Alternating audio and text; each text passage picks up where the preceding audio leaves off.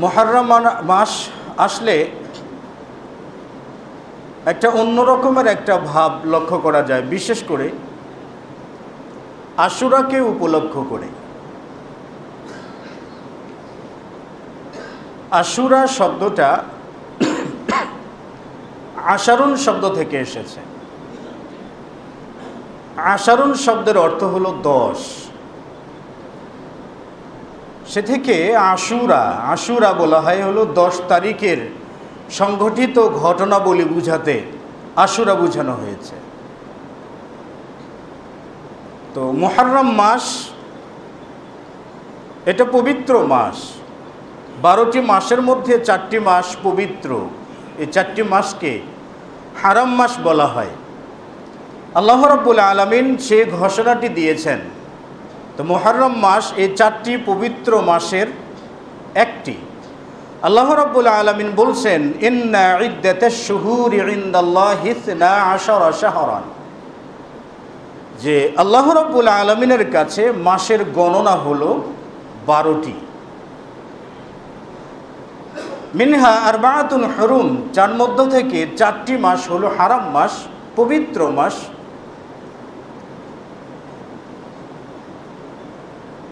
যালিকা দ্বীনুল কাইয়্যিম, আর এটাই প্রতিষ্ঠিত দিন। ফালা তাযলিমু ফীহিন্না আনফুসাকুম, এবং এই হারাম মাসগুলোতে তোমরা নিজেদের প্রতি জুলুম করো না, নিজেদের প্রতি অত্যাচার করো না। তো মিনহা আরবাআতুন হুরুম, আল্লাহ রাব্বুল আলামিন বললেন এই 12টি মাসের মধ্যে 4টি মাস হলো হারাম মাস, পবিত্র মাস। এই হারাম মাস 4টির মধ্যে একটি হলো মুহররম মাস। তো সেই হিসেবে আমরা মুহররম মাস মানে পবিত্র মাসে, যে মাসে যুদ্ধ বিগ্রহ হারাম ছিল, যে মাসে পশু পাখি হত্যা করা হারাম ছিল জাহিলি জামানা থেকেই, তো এই মাসটাকে পূর্বযুগ থেকেই সম্মান করা হতো। শুধু আজকের থেকেই নয় বা রসুল থেকেই নয়, পূর্বযুগ থেকেই।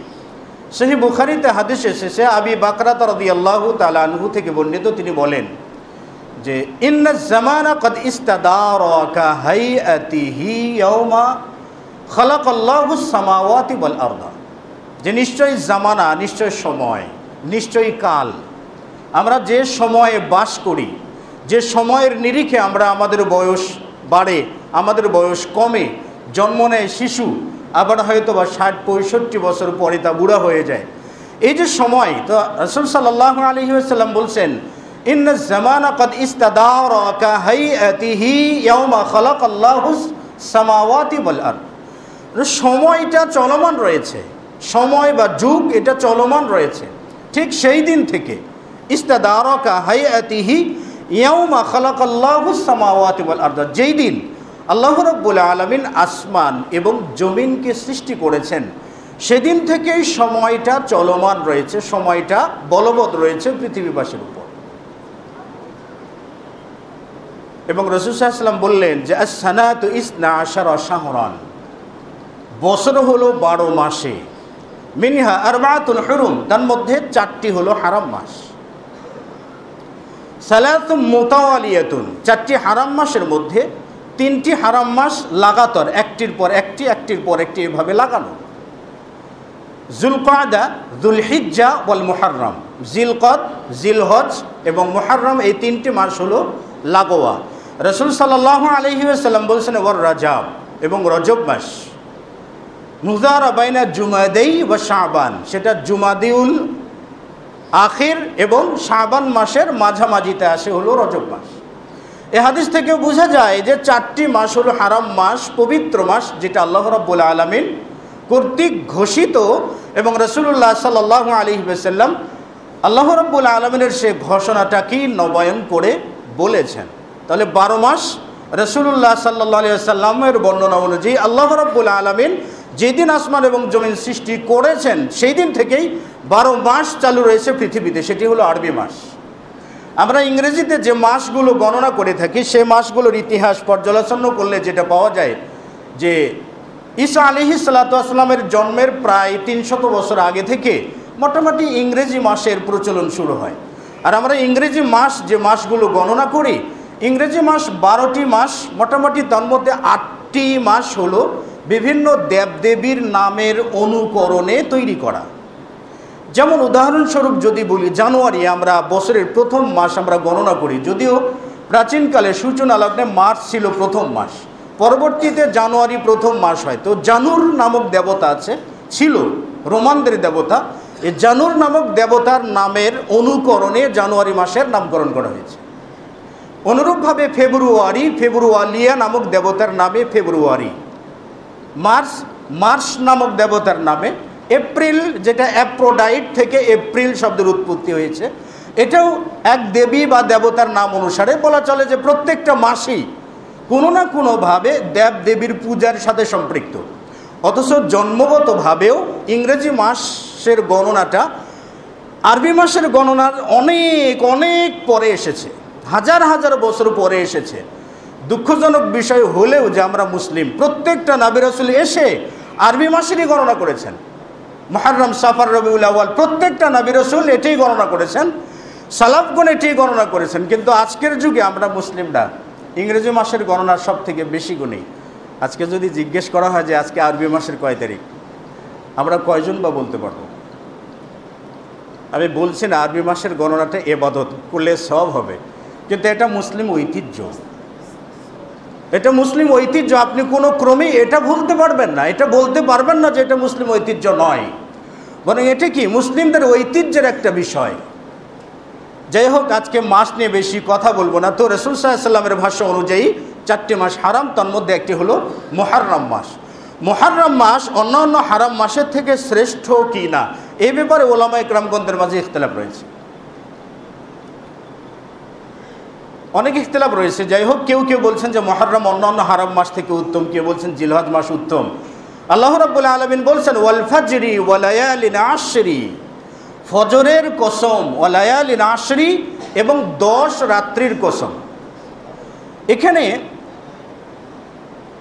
ব্যাখ্যাকারগণ বলেছেন যে লায়ালিন আশরি, 10 রাত্রির দ্বারা উদ্দেশ্য হলো মুহররম মাসের 10ম তারিখ, এটি হলো 10 তারিখ। কেউ কেউ বলছেন যে মুহররম মাসের 10 তারিখ নয়, বরং এটা জিলহজ মাসের 10 তারিখ। কেউ কেউ বলছেন যে জিলহজ মাসের 10 তারিখ নয়, বরং এটা রমজান মাসের শেষ দশক। তো যাই হোক, কেউ কেউ আবার বলছেন যে এটি হলো সেই 10 দিন, সেই 10 তারিখ, যে 10 তারিখে মুসা আলাইহিস সালাতু ওয়াস সালাম আল্লাহ রাব্বুল আলামিনের আহ্বানে সাড়া দিয়েছিলেন, সেই 10 দিনের কথা উল্লেখ করেছেন কেউ কেউ। তো যাই হোক, আশুরায়ে মুহররম যেটা আমরা বলি, মুহররম একটা হারাম মাস, পবিত্র মাস, আর এটার 10 তারিখের একটা প্রেক্ষাপট আছে। এই জন্য এটার 10 তারিখটা অন্যান্য তারিখের তুলনায় সম্মানিত, মর্যাদাবান, ফজিলতপূর্ণ।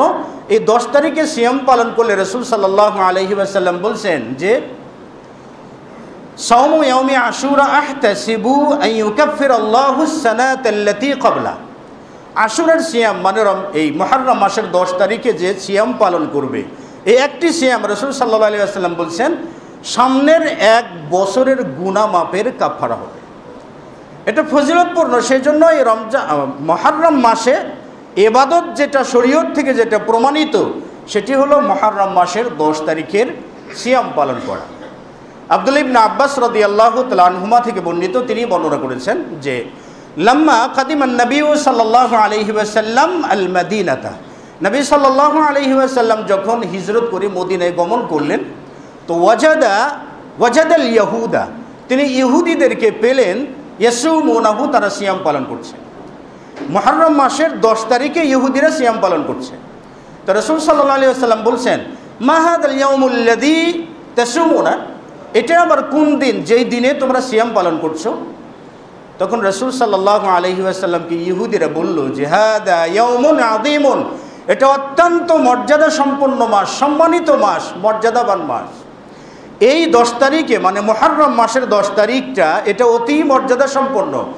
এই দিনেই কদ আনজাল্লাহু সুবহানাহু ওয়া তাআলা মূসা ওয়া কওমাহু, এই দিনে আল্লাহ রাব্বুল আলামিন মূসা এবং তার কওমকে ফিরআউনের কবল থেকে মুক্তি দিয়েছিলেন। ওয়াগাররাকা ফিরআউন ওয়া কওমাহু, এবং এই দিনেই আল্লাহ রাব্বুল আলামিন ফিরআউনকে লোহিত সাগরে ডুবে মেরেছেন এবং তার কওমকে। মূসা আলাইহিস সালাতু ওয়াস সালাম মুক্তি পাওয়ার পর ওয়াসামা মূসা শুকরান লিল্লাহ, মূসা আলাইহিস সালাতু ওয়াস সালাম আল্লাহ রাব্বুল আলামিনের শুকরিয়া আদায়ের জন্য এই দিনে সিয়াম পালন করলেন। তো ইহুদিরা বলছে ফানাহনু নাসুমুহু, আমরা এই দিন যেহেতু মুসা আলাইহিস সালাতু ওয়াস সালাম সিয়াম পালন করেছেন আল্লাহর শুকরিয়া আদায়ের জন্য, এজন্য আমরাও সিয়াম পালন করি। তখন রাসূল সাল্লাল্লাহু আলাইহি ওয়াসাল্লাম বলেন, ফানাহনু আহাক্কু ওয়া আওলা বিমুসা মিনকুম, আরে আমরা তো তোমাদের থেকে বেশি হকদার, আমরা তোমাদের থেকে বেশি যোগ্য মুসা আলাইহিস সালাতু ওয়াস সালামের অনুকরণ করার ক্ষেত্রে। এরপর রাসূল সাল্লাল্লাহু আলাইহি ওয়াসাল্লাম ফাসামাহু ওয়া আমারা বিসিয়ামিহি, নবী সাল্লাল্লাহু আলাইহি ওয়াসাল্লাম নিজে সিয়াম পালন করলেন এবং সাহাবা ইকরামগণদেরকেও সিয়াম পালন করার জন্য আদেশ প্রদান করলেন। বোঝা যায় যে আশুরার সিয়ামটা প্রথম শুরু করেছে ইহুদিরা, আর এটা সম্পৃক্ত ছিল মুসা আলাইহিস সালাতু ওয়াস সালামের মুক্তির সাথে। সুতরাং আশুরার সিয়ামটা কোনো ক্রমেই, মুহররমের আশুরাটা কোনো ক্রমেই হুসাইন রাদিয়াল্লাহু তাআলা আনহুর শাহাদাত বরণ কেন্দ্রিক নয়, যেটা পরবর্তীতে তারা বানিয়ে নিয়েছে নিজেদের মতো করে। রাসূলুল্লাহ সাল্লাল্লাহু আলাইহি ওয়াসাল্লামের কথা যেটা ফানাহনু আহাক্কু ওয়া আওলা বিমুসা মিনকুম, ইহুদিদেরকে লক্ষ্য করে বললেন যে আমরাই তো বেশি হকদার, মুসা যেটা আল্লাহর কৃতজ্ঞতা স্বরূপ সিয়াম পালন করেছেন সেই সিয়াম পালন করতে তো আমরাই বেশি হকদার। এরপর রাসূল সাল্লাল্লাহু আলাইহি ওয়াসাল্লাম সিয়াম পালন করলেন এবং সিয়াম পালন করার আদেশও জারি করলেন। বোঝা যায় মুসা আলাইহিস সালাতু ওয়াস সালামের মুক্তি কামনা করা, তার মুক্ত হওয়া এবং মুক্তি উপলক্ষে কৃতজ্ঞতা স্বরূপ সিয়াম পালন করাটাকে রাসূলুল্লাহ সাল্লাল্লাহু আলাইহি ওয়াসাল্লাম স্বাগতম জানিয়েছেন। পরবর্তী কোনো প্রজন্মের জন্য নয়, বরং রাসূল সাল্লাল্লাহু আলাইহি ওয়াসাল্লাম তার দিবসকে, মুসা আলাইহিস সালাতু ওয়াস সালামের মুক্তিকে স্বাগত জানিয়ে এবং তিনি যে সিয়াম পালন করছেন তার অনুকরণে রাসূল সাল্লাল্লাহু আলাইহি ওয়াসাল্লাম সিয়াম পালন করলেন এবং এই সিয়াম পালন করার জন্য আদেশ প্রদান করলেন।